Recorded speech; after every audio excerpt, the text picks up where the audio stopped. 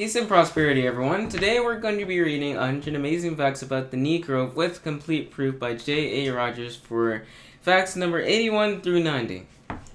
Fact number 81.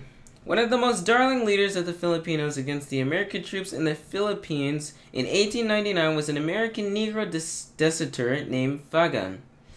A short story based on his life by Roland Thomas, noted American writer, won the first prize of $10,000 in nationwide contest in 1914. Fact number 82. General A. Dodds, a Senegalese, was France's best-known soldier prior to the First World War. In 1901, as the senior general, he commanded a brief time the Allied Army White Americans, Germans, British, French, and Japanese against the Boxers in China. The Germans, unable to tolerate that, hurriedly sent out a field marshal. Fact number 83. Captain of the Navy S.H. Mortenel, an unmixed Negro, commanded the air defense of Paris from 1916 to 1980, with 205 planes and 10,000 white men under him. It was he who located and destroyed the Big Berthas that used to bombard Paris from a distance of 60 to 80 miles. Fact number 84. The leader of the last successful Cuban revolt in 1933 was a Fulgencio Batista, a Negro sergeant from Oriental province, who was later president of the Republic. Fact number 85. The United States had several big wars, exclusive of the Indian ones. The Negroes had distinguished himself in all of them.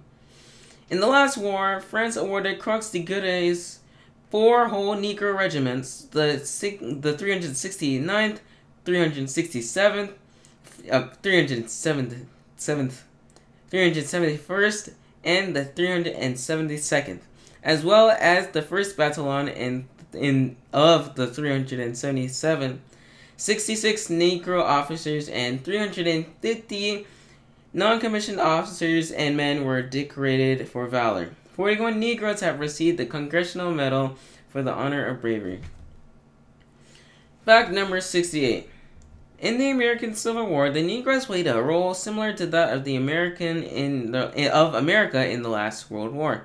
That is, both provided a balance of power that brought victory to one side. Without the aid of the Negro, there might have been no United States now.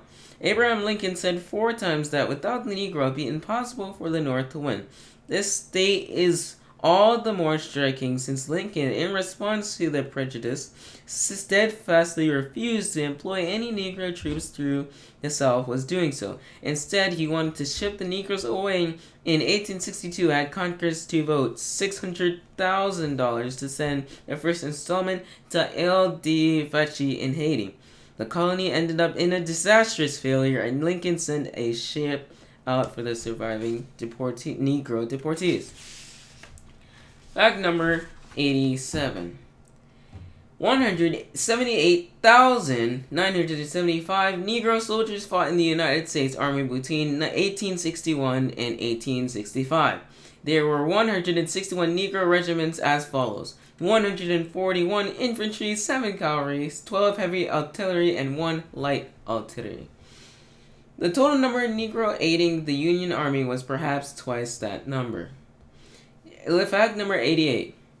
The number of free Negroes in the United States who fought to perpetuate slavery is not exactly known, but it must have been in those thousands. In June 1861, Tennessee began to recruit Negroes between the ages of 18 and 50. South Carolina did the same in 1862. In review to the 28,000 Confederate troops held at the New Orleans on November 23, 1861, 7 months after the outbreak of the war, there was one regiment of 1,400 free Negroes. Preston Roberts, a Negro, was an unofficial quartermaster of the General Nathaniel Forrest. He was given the Cross of Honor and the highest Confederate medal until his death in 1910, was treated in all respects like a white man in the South. Fact number 89. The national hero of Buenos Aires, now the city of Buenos Aires, was Antonio Rios, El Negro Felucho, who died rather than let his rebels put down the flag of Buenos Aires and hoist of that of Spain on the night of February 3rd, 1810.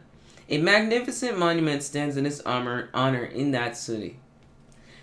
And for fact number 90, the first two Americans to be decorated by France in the First World War was Henry Johnson and Needham Roberts, both Negroes. Johnson killed 4 Germans and wounded 28 others single-handedly. Thank you all for watching.